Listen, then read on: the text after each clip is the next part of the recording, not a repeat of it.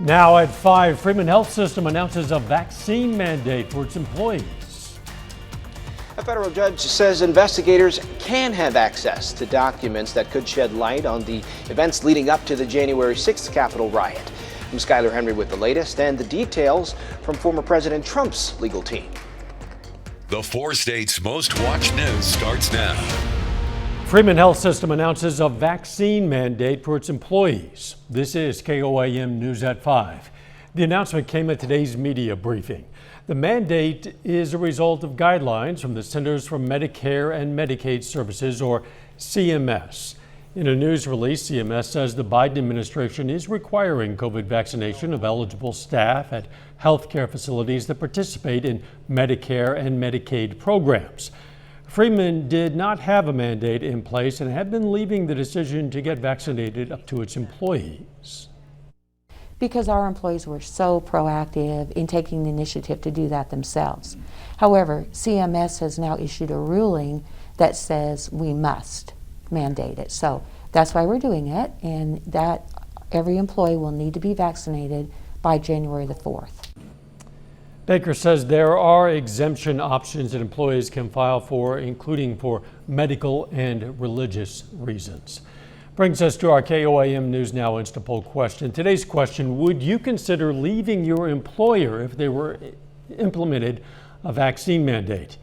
You can vote at KOAMnewsnow.com/vote or through the KOAM News Now mobile app. Results are updated live, and we're going to check in on them later in this newscast. As expected, here comes the rain. Doug Heddy. Yeah, showers, thunderstorms starting to pick up, especially in our western counties on the Kansas and the Oklahoma side. Ahead of it, we've had a few random sprinkles, but most of our thunderstorms southeastern Kansas, northeastern parts of Oklahoma, and some of these have been strong. We're not seeing much in the way of severe weather out of it, but we are getting some stronger storms once you get out toward Parsons, Chanute, Yates Center, and then also Fredonia and Neodesha. But you can see these storms, again, strong storms. We're getting winds gusting right around 40 and some small hail. So Yates Center, Iola, Chanute, over toward Erie, Parsons, extend down into western parts of Labette County and then back through northeastern parts of Oklahoma. But the main front still out toward Wichita. So we're going to see our biggest line really kind of forming along the front and then starting to push through as we go through the evening hours. So of course, here in just a bit, we're going to break this all down and what this means for you in just a bit. See you then. President Biden today traveled to the Port of Baltimore to sell the bipartisan physical infrastructure legislation. The bill includes $17 billion to modernize ports and strengthen the nation's supply chains, which are currently dealing with bottlenecks. The infrastructure deal also offers billions of dollars to fix aging roadways, bridges, public transit, and water pipes, as well as to expand broadband access. President Biden says he'll sign that bill into law on Monday. The National Archives is set to release White House documents by Friday that could shed light on the January 6th Capitol attack.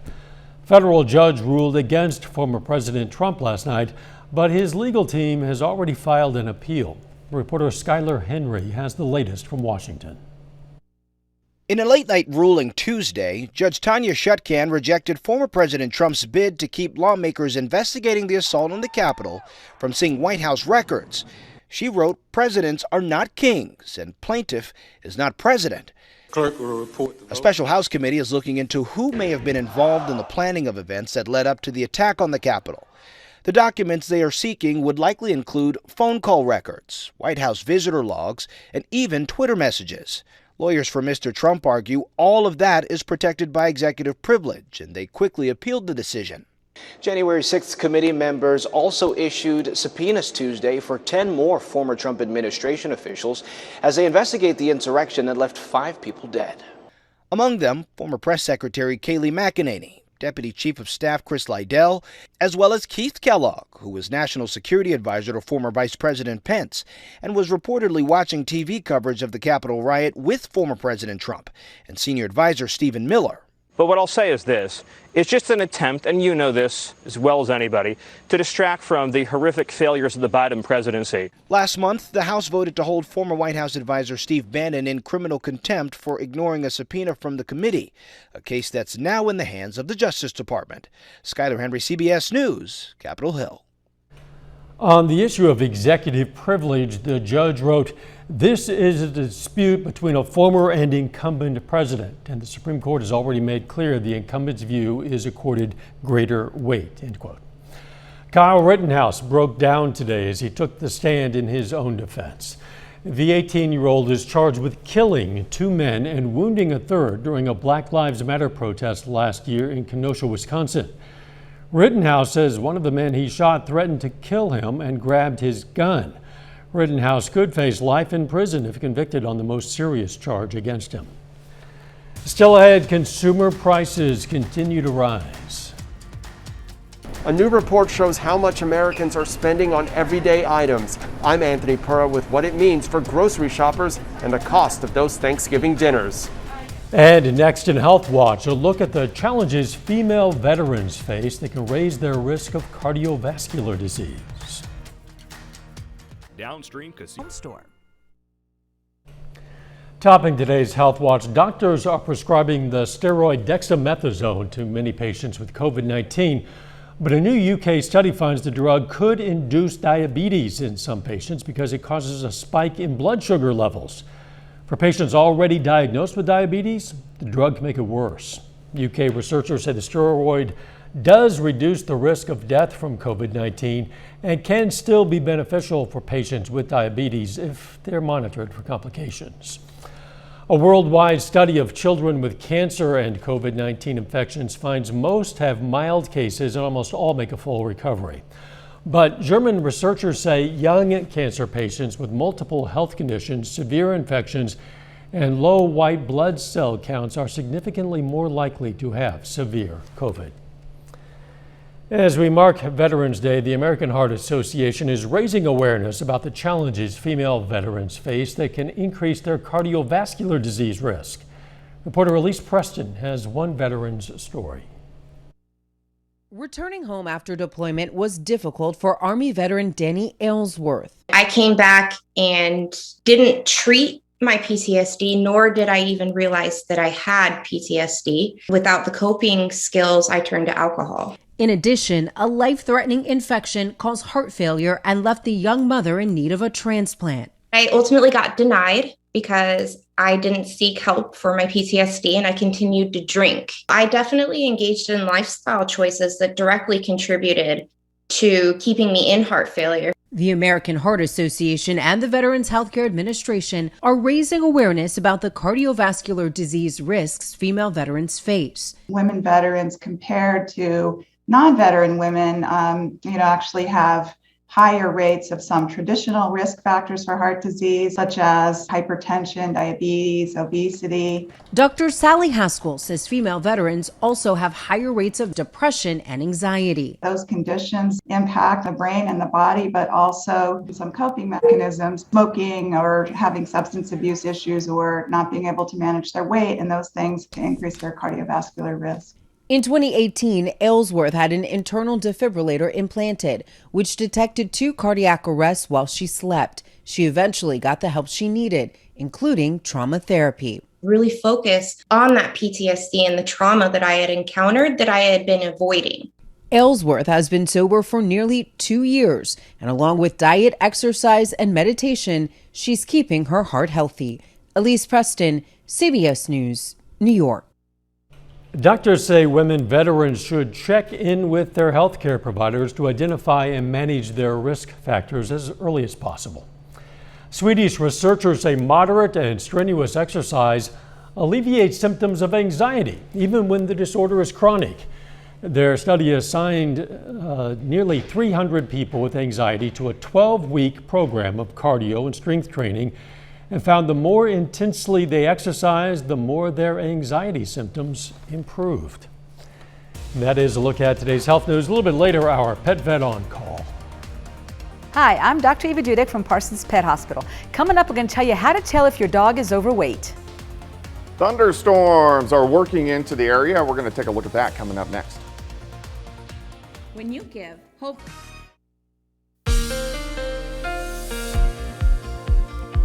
Well, it's turned out to be a pretty good Wednesday so far. Even though it's been windy, we've had the clouds across the region and thunderstorms have been building. over the past couple hours. Now, most of these are going to stay below severe limits, but we are going to have some stronger storms across the region. When I say stronger, we're talking winds 40, maybe 45 miles per hour, and some very small hail, maybe pea-sized hail. But you can see most of these storms on the Kansas and the Oklahoma side, but starting to light up the radar, at least over the past couple hours. If you live in Missouri or Arkansas, you've been mainly dry so far, but everybody will get at least some rain during the overnight hours. Severe thunderstorm watch. This is our far western counties, Woodson, Wilson, also down toward Montgomery County, Nowata County, Washington County on the Oklahoma side, but a pretty good complex of showers and thunderstorms starting to get going. Let's go ahead and zoom in. So here's Iola. Let's go over to Yates Center, Woodson County, and then Wilson County, and you can see down towards Chanute, Humboldt, all getting showers and thunderstorms. A little stronger storm just to the west of Fredonia, not severe, but a little bit stronger. Thayer, and then we can work a little bit farther south. So here's Fredonia, Neodesha, Independence, and then we can go a little bit farther toward the west, so Sedan, Chautauqua County. That's where most of these showers and thunderstorms are. They're going to stay mainly in our western counties over the next couple hours, and then everybody will get a big line that rolls through. So the storms out ahead of it will kind of push off toward the north and to the east, but it's mainly after 7 or 8 p.m. we really get into the action. Here's 6:30, so in about an hour, more thunderstorms, mainly western counties. And then as we go through the evening hours, let's go 2 hours later. Here's 8:30, scattered thunderstorms, southwestern parts of Missouri. But here's the main line, kind of working through Kansas, Oklahoma, shifting into Missouri after 9 or 10 p.m. But I think once we get to about midnight, most of the rain's going to be working out of here, and then we'll start to dry out and actually clear out by the time we head into the morning hours tomorrow. Rainfall amounts with this system tonight, I think most of us a ½ an inch upwards to an inch, but everybody in our viewing area will get some rain as we go through the overnight hours. Temperatures ahead of it, most of us mid to upper 60s. We have our southerly winds, but we do have a cold front which is going to be working in. You can see that wind shift line right around Wichita, just to the east of Wichita. A lot of clouds, 7th and range line, but dry, 67. Humidity is at about 68% through the evening hours. Thunderstorms increasing. And eventually we're going to drop back into the mid 40s later on tonight as this whole storm system rotates through. But if you look out to the west, not a whole bunch going on. So we're going to be decently quiet by the time we head through the next few days, even though we're going to pick up some rain chances early Friday morning. All right, tomorrow looks pretty good. It's going to be cooler, upper 50s. And then tomorrow night into Friday morning, we get another cold front. So this will give us a few showers late tomorrow night, and then heading into Friday morning.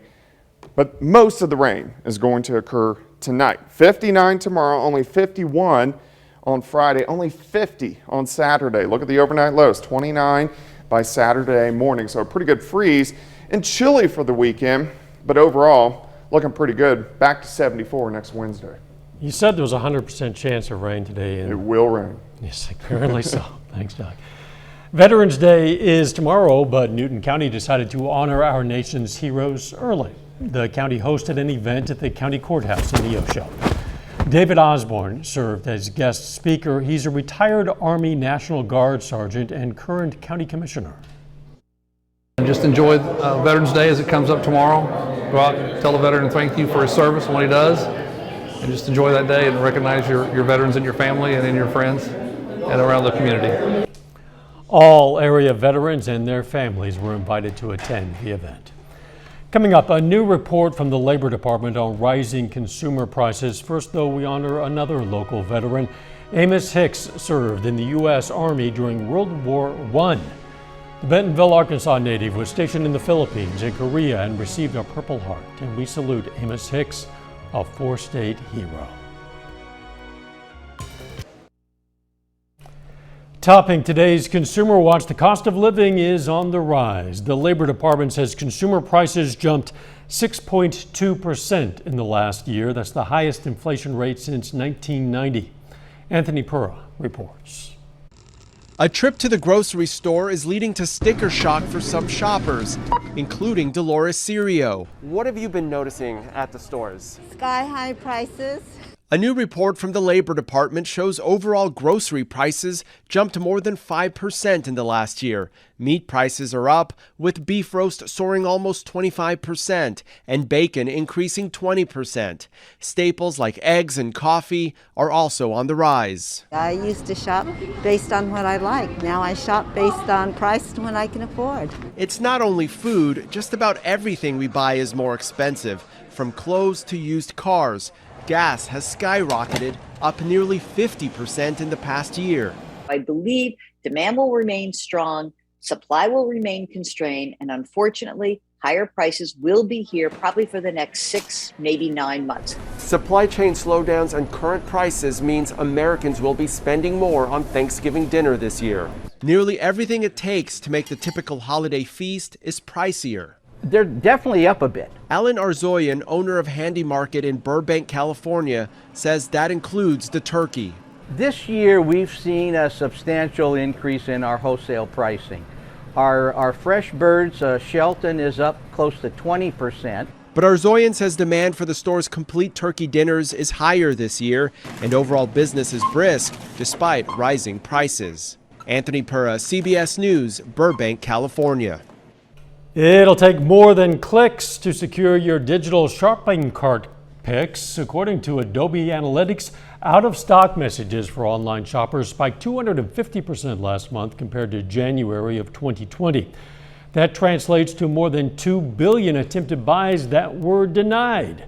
Shoppers seeking electronics were the most likely to receive an out-of-stock reply, followed by jewelry and apparel. Macy's is raising its minimum wage to $15 an hour by May. The department store chain says the move will bring its average base pay to more than $17 an hour. Macy's is also adding an education program that will cover 100% of tuition, books, and fees. Our Pet Vet on Call next.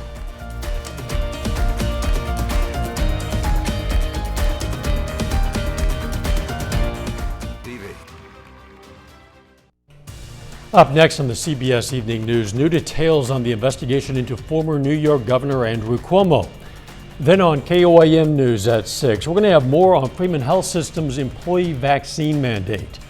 Plus, the city of Joplin is once again raising its sewer rates for customers, and a mattress company in Edna, Kansas is back open after a fire in June. Stay with us for the CBS Evening News and then KOAM News at 6. Check back in with our KOAM News Now Instant Poll. We're asking, would you consider leaving your employer if they implemented a vaccine mandate? At this point, 54% say, yeah, they'd consider it. We're going to have the final results on this poll on KOAM News at 10. Most purebred dog breeds have a measurable standard for their breed, but what if your dog is just a lovable mutt? Well, today's question for our Pet Vet on Call: how can I tell if my mixed breed dog is overweight? Well, first, forget numbers. Those are irrelevant. There's 3 observations you should make on your dog. Number 1, when you're trying to feel their ribs and their backbone, you should be able to feel them but not see them. If you have to dig deep a little bit, that's strike 1. Number 2 is when you're looking at them from the top, between the chest and the hips, there should be a waist. If that waist is filling in with love handles, that's strike 2. And number 3, when you're looking at them from the side, between their chest and their hips, there should be an upward tuck. If that upward tuck is sagging down a little bit, there's strike 3, and your Poochie needs a diet plan. Should not be love handles on the dog. We invite questions from anyone. If you have one, you just send it to petvet@koamtv.com. Dr. Eva Dudek from the Parsons Pet Hospital answers a different question or brings us a fun fact every Wednesday right here on KOAM News at 5. You can also find answers to previous questions on our website. Let's check out our picks of the litter for the week from the Joplin Humane Society. First, we have Anna, an adult female Dachshund Terrier mix. Does not appear to be overweight. And we have a female domestic short-haired kitten named Fallon. Oh, look at that. If you're looking for a pet, why not at least check out your local Humane Society? They always have a bunch of them. You know, so we have the French Bulldog. Yes. They're not typically very skinny dogs. They are stout. They are very stout. And I always have to tell my wife, we probably need to cut back on the treats a little bit. Does Bowie have a waist? He does, because I control the snacks. Okay. So All right. You never know. All right, thunderstorms increasing. These are mainly on the Kansas and the Oklahoma side. A lot of thunder, a lot of lightning through the evening hours. Most of these just strong storms, but we'll keep our eyes on it and have the latest at 6. Thanks for joining us. We'll see you right back here for KOAM News at 6. Let's make it a great evening.